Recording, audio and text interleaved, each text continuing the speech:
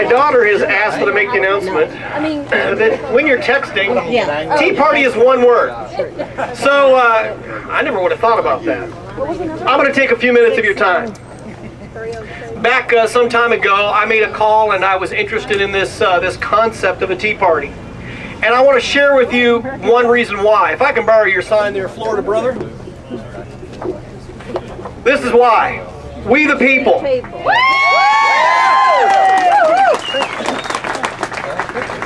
I am the people. We are the people. As we got together as a group of organizers, we found that we came from incredibly diverse backgrounds. Men and women, some that make decent money, some that are unemployed, and that's certainly a growing rank today as the unemployed are becoming more and more popular, unfortunately, in our country. I found that we came from different religious backgrounds, different political backgrounds, but we were all passionate about one thing, what Tom just said. We're Americans.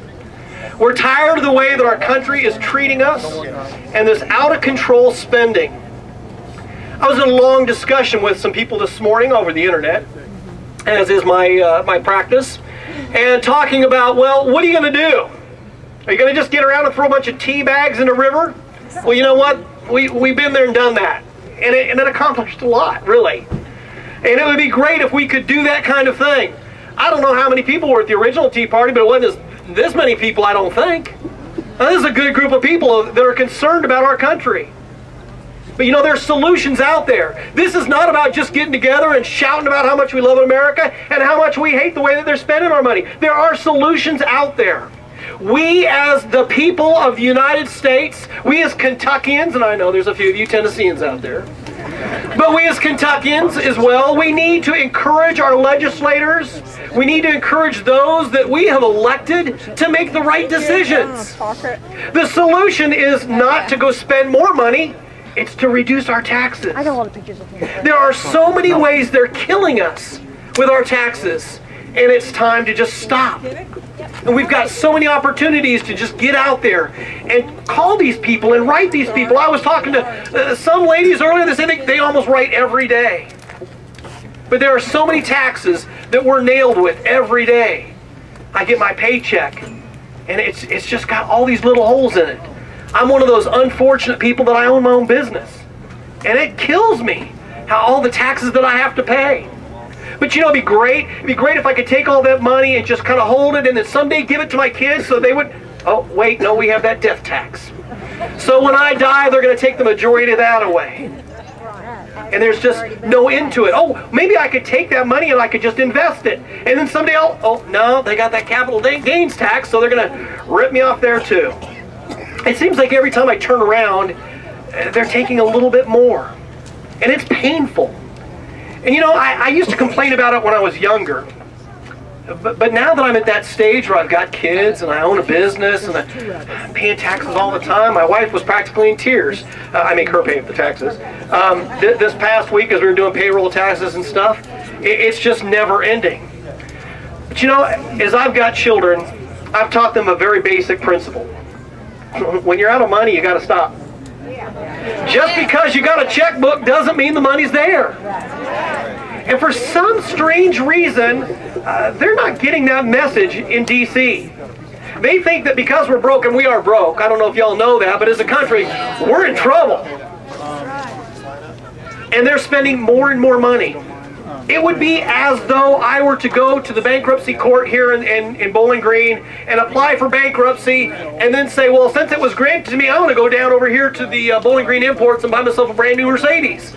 Where's the logic in that? None whatsoever. It's time to get our house in order. Yes. Yes.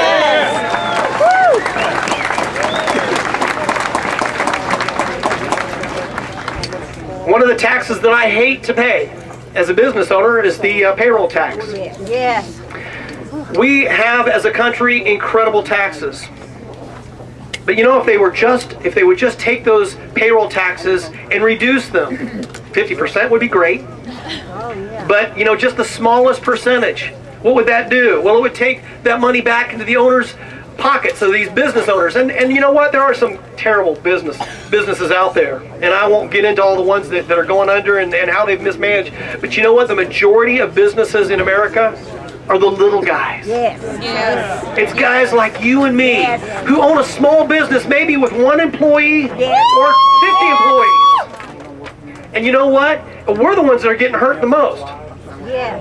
Because I'm dying when I see, and I'm not even going to say the name, but these big corporate interests that fly in their jets and get billions of dollars, and I'm trying to figure out how to make my payroll. Yes.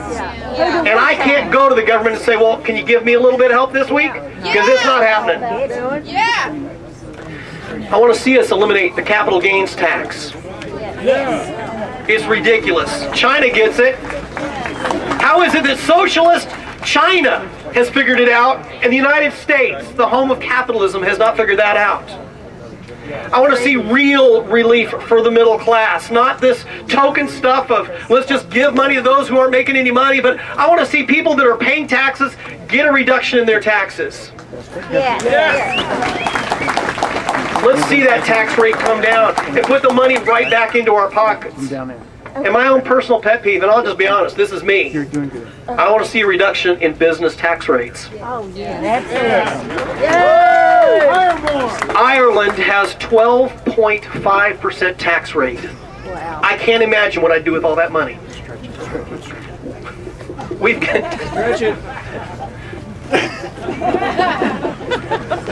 We have the highest corporate tax rate in the world. And that just boggles my mind. We're the country that the world used to look to for business. We are that light and shining on the coast that people will say, I want to see that. And then they come here and they go, ooh, I don't want that. It's ridiculous. We need to encourage our country to just reduce those corporate taxes. You know what? There's a lot of things that we can do. But you know what? Me standing on this wonderful flatbed and talking to you isn't going to do a thing. Us shouting all day isn't going to do a thing, but it's us getting involved. We need to be this involved when people are standing up here asking to have their vote. We need to be this involved when we get on the computer every weekend and write to our congressman. It's so easy, except for Jim Bunning, who makes you do this funny little code. But write to them. And those of you that have written to Jim Bunning know what I'm talking about. Yes, we do. It's ridiculous. Yes, he did. He just made it hard for us to tell him thank you. We need to get out there and tell them what we feel. And you know what? Today we're doing that by being here. This is not a symbolic exercise. This is America putting their feet to the pavement, standing out in 45-degree temperature, and saying, we care. Do we care, Bowling Green?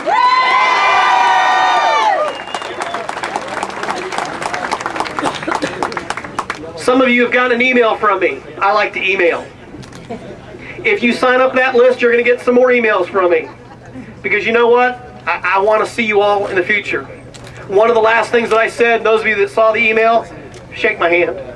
I'm not a politician. I'm not running for office. Who knows, maybe someday. But I don't aspire to that right now. I'm a citizen, and I like to get to know the people in my community. I want to get to know each and every one of you a lot more. I want us to band together more than just this day. We're going to get together. We're going to make this thing work. We're going to make a change starting today here in Bowling Green.